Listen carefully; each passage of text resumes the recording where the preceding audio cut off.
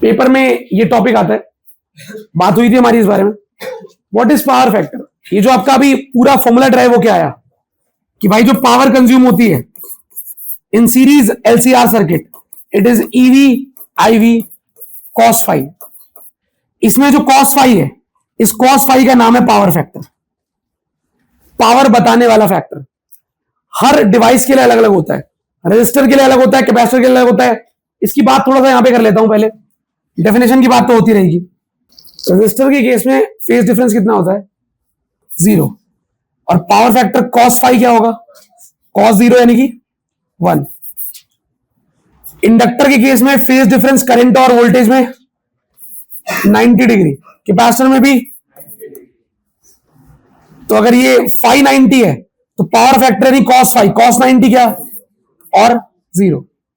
इस बात को दिमाग में डाल के रखना कि ये चीज आपको रटी होनी चाहिए।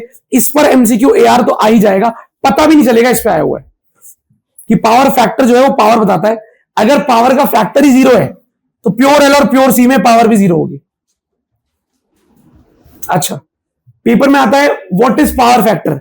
हम जानते हैं कॉस फाई पावर फैक्टर है, हम ईवी आईवी को नीचे ले जाते हैं तो क्या बन जाता है? Power average upon EV IV is equal to cos phi. तो कॉस फाई की डेफिनेशन यहां से आती है, पावर फैक्टर यानी cos phi is the ratio of actual power upon apparent power. क्या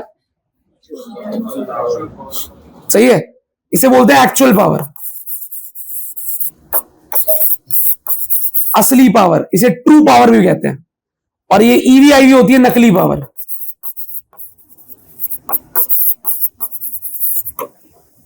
हमें स्टार्टिंग में यही लगता है कि पावर होती है ई इंटू आई, तो असल में इतनी पावर कंज्यूम होनी चाहिए थी, पर फॉर्मूले से निकालते हैं तो इतनी कंज्यूम होती है। तो एक्चुअल में इतनी होती है, हमें लग रहा था इतनी होगी। तो actual by apparent, actual power by apparent power is equal to cos phi.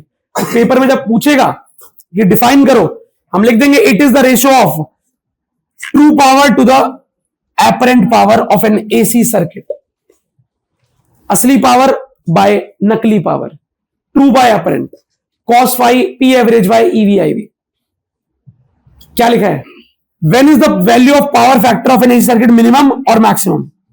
तो पावर फैक्टर यानी कि कॉस फाई मिनिमम कब होगा?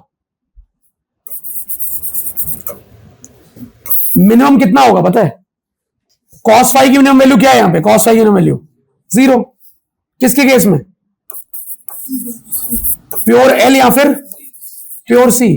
अगर प्योर इंडक्टर या कैपेसिटर लगा हो तो power factor 0, power consume 0, circuit में कोई पावर खर्च नहीं होती। अगर प्योर इंडक्टर या प्योर कैपेसिटर लगा हो तो इंडक्टर कैपेसिटर पावर नहीं खाते, करंट चलता है, पावर कंज्यूम नहीं होती। और पावर फैक्टर मैक्सिमम कब होगा? 1 के बराबर होगा। पर कब? जब आपका सर्किट होगा प्योर रेजिस्टिव।